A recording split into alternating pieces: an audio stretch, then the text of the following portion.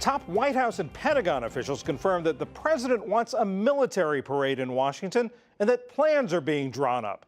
As White House correspondent Yamiche Alcindor reports, those marching orders from Mr. Trump have some raising their eyebrows while others are rising to salute. It was a show of military might that left a lasting impression. President Trump was the guest of honor at France's Bastille Day parade last July. It was still on his mind 2 months later when he saw French President Emmanuel Macron at the UN General Assembly. And it was one of the greatest parades I've ever seen. We may do something like that on July 4th in Washington, down Pennsylvania. In January, Mr. Trump gave marching orders to do just that. It happened at a meeting with Secretary of Defense Jim Mattis and General Joseph Dunford, chair of the Joint Chiefs of Staff. Last night, the Washington Post's Greg Jaffe reported on what the president said about a parade. He made no secret of the fact that he wanted one. When you say that in front of a room of generals, I think they tend to take it as an order, and I think that's what happened there. Now, the Pentagon confirms it has begun working on the details. The last large-scale military parade in Washington was in 1991. President George H.W. Bush ordered that one to celebrate the end of the Gulf War. It featured almost 9,000 troops and attracted 200,000 bystanders.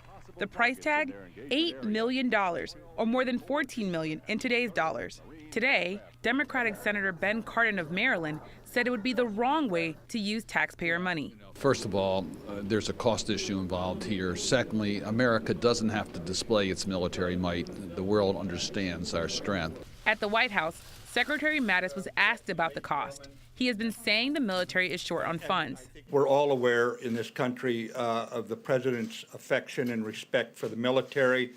We've been putting together some options. We'll send them up to the White House.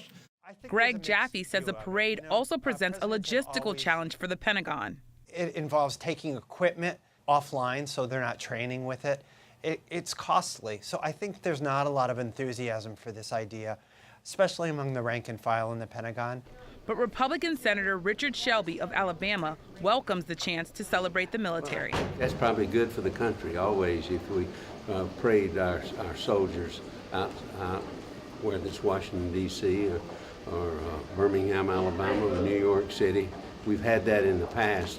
Throughout the Cold War, the United States refrained from public displays of military force. It avoided comparisons with Soviet soldiers and tanks routinely parading through Moscow. In 2018, a U.S. military parade could draw comparisons with North Korea. Kim Jong-un makes a show of parading his weapons as his military did last April. But Greg Jaffe suggests that for President Trump, breaking with precedent could be part of the appeal. Other presidents don't hold parades, and I think Trump views himself as a different kind of president. He wants to show to the country, hey, I'm rebuilding the military, I care about the military, that sort of thing. So I think that's where his focus is, and maybe preparing for the midterm elections or for 2020.